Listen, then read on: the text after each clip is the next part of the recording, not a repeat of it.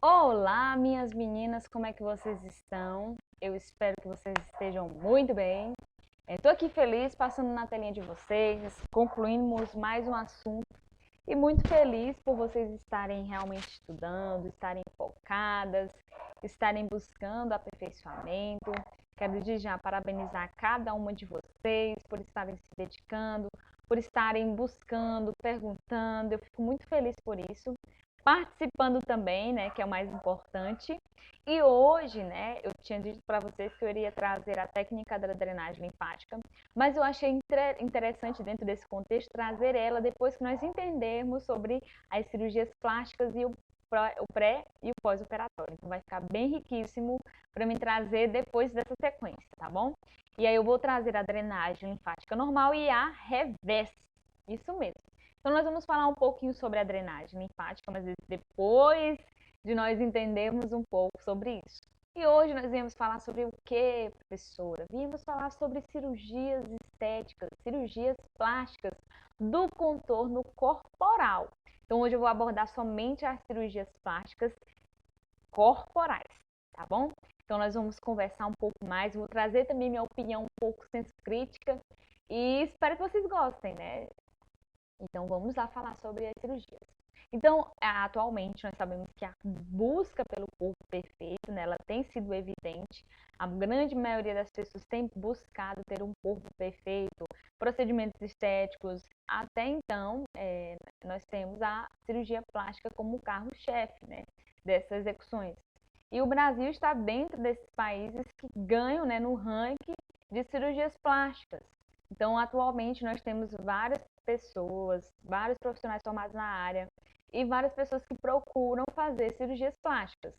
Então, graças também ao avanço da tecnologia, ao avanço da medicina, hoje tem, né, cirurgias que não são tão abrasivas, não são tão agressivas na realidade, como eram antigamente. Então, nós vamos falar sobre algumas cirurgias estéticas corporais.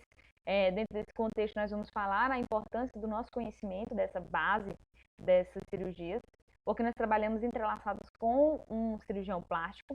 Então, nós precisamos entender como é que é o trabalho executado por ele, como é que é essa cirurgia, como é que é a agressão, como é que é o corte, a incisão, todo esse processo. Porque no pós-operatório a gente vai ter dimensão do que foi executado, a lesão que aconteceu naquele tecido, o que eu preciso fazer, o que eu tenho que ter atenção. Então, por isso a importância desse conhecimento. Tá joia? Então, a cirurgia do contorno corporal é o nome dado para um grupo de cirurgias empregadas, cirurgias plásticas, um grupo que tem como relação a alteração, né? Deixa eu colocar meu laserzinho aqui. Com relação, né, essas cirurgias plásticas, elas são relacionadas à correção das alterações da mama, abdômen, nádegas, flancos e braços. Então, as cirurgias do contorno corporais são um grupo de técnicas que são empregadas para corrigir os aspectos estéticos corporais, tá bom? Então, quando nós falamos de cirurgias estéticas, cirurgias do contorno corporal, é esse grupo de cirurgias. Então, uma pessoa que foi lá e fez prótese, fez lipo, fez isso, ela fez um grupo de cirurgias de contorno corporal. E por que eu preciso aprender e entender isso? Porque se eu irei trabalhar com pós-operatório, eu preciso entender as particularidades de cada cirurgia. Eu preciso entender a minha participação dentro desse grupo, a minha importância. Então, como a gente falou, com o passar dos anos, uma grande maioria dessas técnicas evoluíram. Hoje nós temos menos complicações do que nós tínhamos anteriormente, apesar de haver ainda algumas complicações decorrente a alguns profissionais que não são qualificados e trabalham de maneira ilegais, mas nós também temos excelentes profissionais que trabalham na área e que têm responsabilidade e preocupação com a saúde do cliente, não visando somente só a parte estética. E aí nós vamos discorrer, falar um pouco sobre as cirurgias disponíveis. Nós temos aqui a abdominoplastia. A abdominoplastia se trata de uma técnica de reparação. Eu, particularmente, na minha visão, algumas pessoas fazem ela para tratamento de gordura, mas a literatura e alguns profissionais, alguns médicos gostam de recomendar ela para reparação, como por exemplo, quando minha cliente tem um abdômen muito flácido, flácido, quando minha cliente tem diástase, que eu vou explicar mais no próximo slide para vocês o que é a diástase. Quando minha cliente tem estrias após a linha umbilical, então essa parte inferior fica totalmente agredida, lesada por conta das alterações estéticas causadas pelas estrias. Então, nesse caso, é recomendado o uso da abdominoplastia pelos profissionais. Quem é que seleciona isso, Arielle? É o profissional, lembrando disso. Você não vai dizer para sua cliente, olha, eu recomendava você fazer isso. O recomendado, se ela quiser fazer uma cirurgia, procurar o médico e conversar com ele a cirurgia que ela tem interesse de fazer. Ele vai conversar com ela e esclarecer, olha, tenho isso, tenho isso, tenho isso. É igual nós fazemos na área da estética, só que eles trabalham de uma outra forma. Então, a cirurgia da abdominoplastia, ela vai fazer essa reparação. O seu corte é de uma crista ilíaca a outra crista ilíaca. Então, aqui nós temos aqui o abdômen, sem ser feito a incisão, né? Sem ser feito o corte. Aqui nós temos esse corte, crista ilíaca até a outra. E esse tecido dessa região, nós nominamos ele como retalho. Ele é removido todo esse tecido. Deixa eu pegar aqui minha canetinha. Gente, desculpa, esse cachorro latindo, ele me persegue. Eu peguei uma raiva de cachorro por causa dele. Então, nós temos essa região, bem artista, né? Você já conhece meu dom. Então, essa região é removida, esse retalho é removido e essa região é tracionada para cá. Ela é colada nessa região.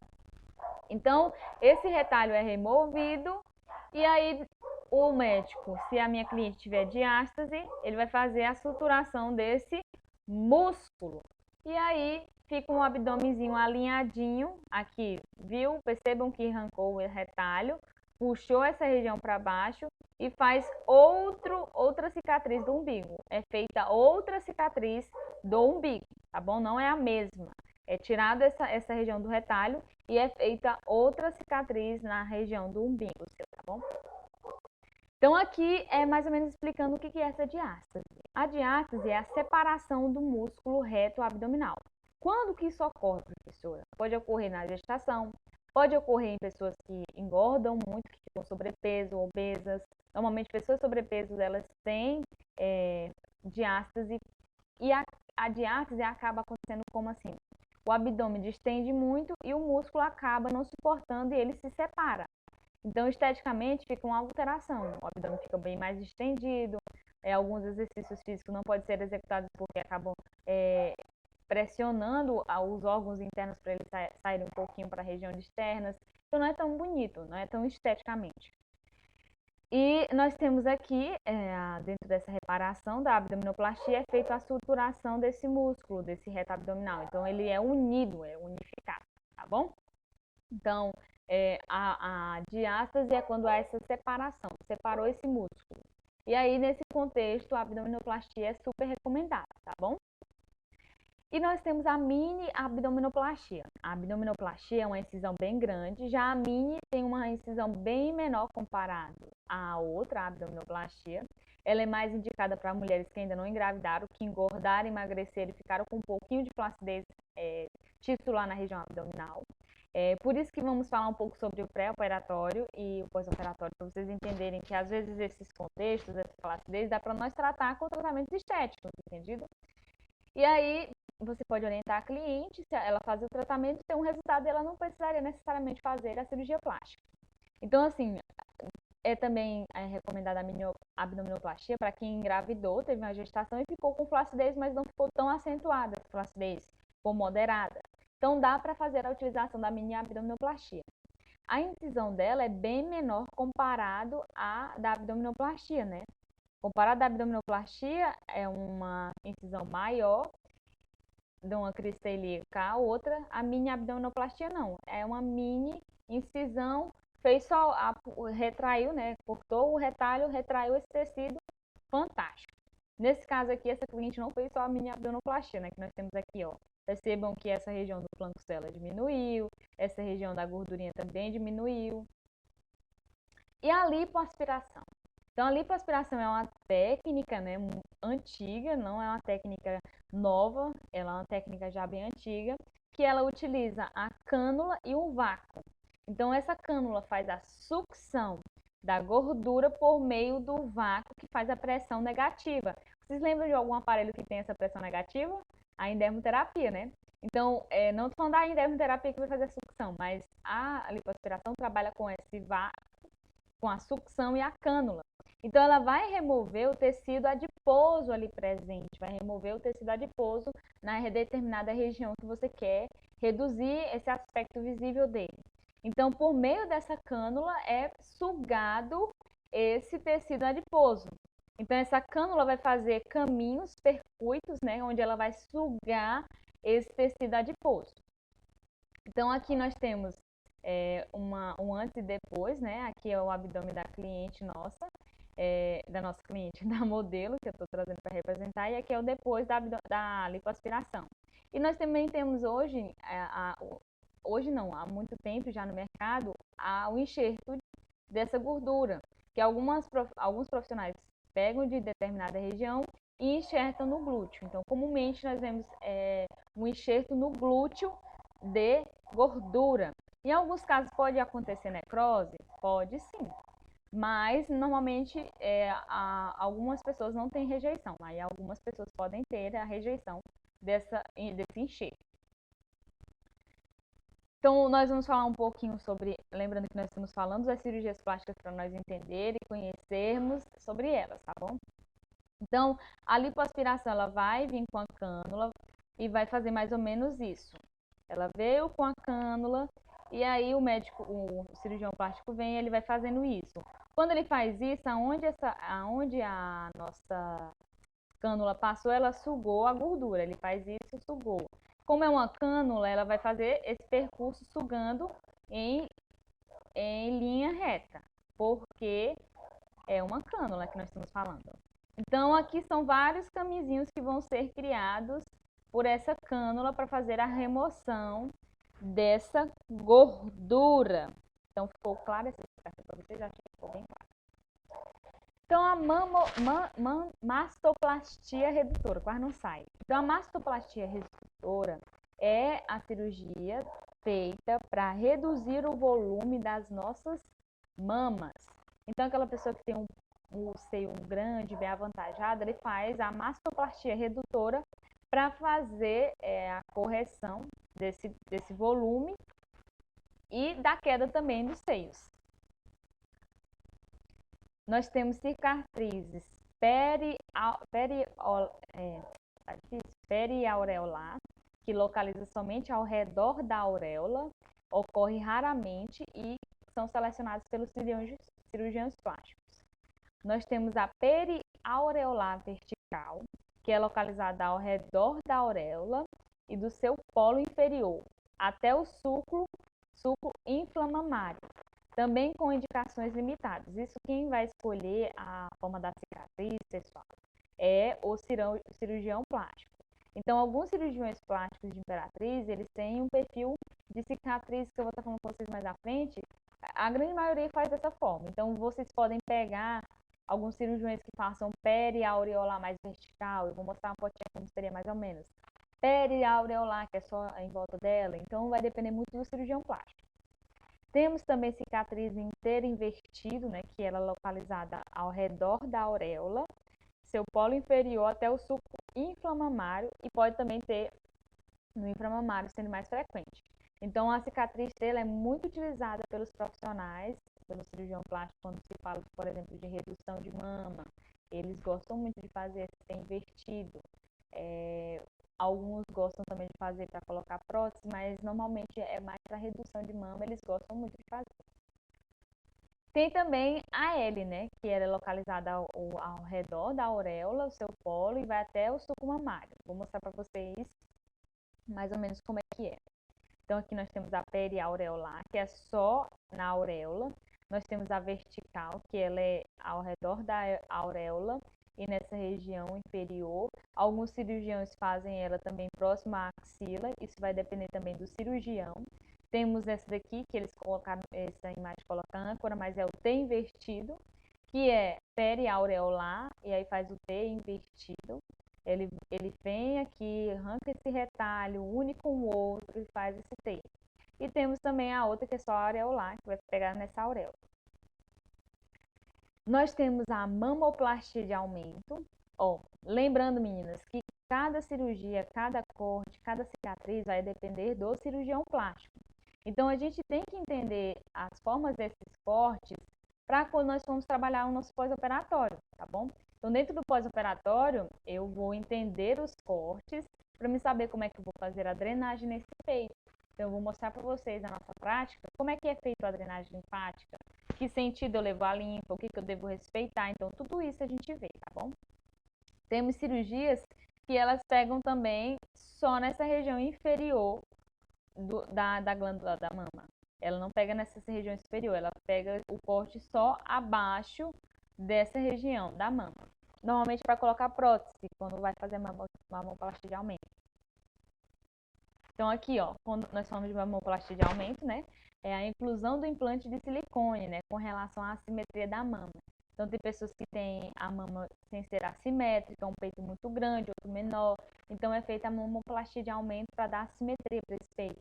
Tem pessoas que têm o seio bem pequenininho, tem pessoas que têm o seio caído. Então a mamoplastia de aumento é para dar essa assimetria para esse seio que está sem forma.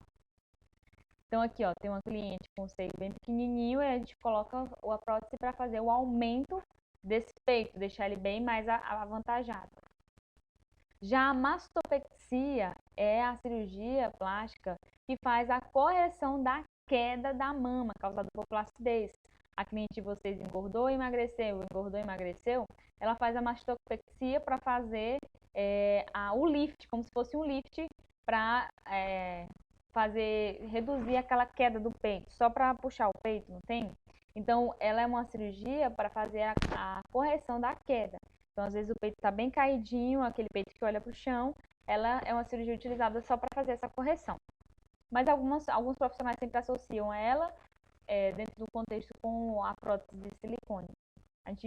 É muito raro a gente ver uma pessoa que não faça uma cirurgia já para colocar a prótese, só para corrigir. Então, é comum eles também fazerem isso. Corrigem, mas já colocam a prótese. Então, aqui está a queda desse seio, é bem evidente, né? E aí é feita essa cirurgia justamente para fazer esse lift, levantar essa queda da auréola. Está bem caidinho, olhando para baixo.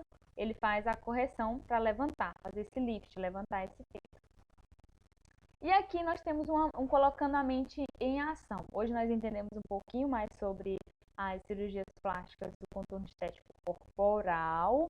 E aí eu trouxe aqui umas informações para a gente absorver mais, fixar melhor o conhecimento na nossa mente. E o que eu quero trazer, lembrar para vocês, esse ponto 2, é que eu pedi para vocês fazerem um resumo de pelo menos de 15 linhas, esse resumo. E aí vocês vão falar, né, o resumo de 15 linhas, esqueci de colocar de 15 linhas aqui. O porquê um profissional esteticista precisa entender sobre como é executada a cirurgias plásticas. Então, vamos lá. Como eu preciso entender por que o profissional da área da estética ele precisa entender sobre cirurgias plásticas? Como é que é executada essas cirurgias plásticas? Porque eu vou trabalhar no contexto de auxiliar nesse processo de reparação desse tecido.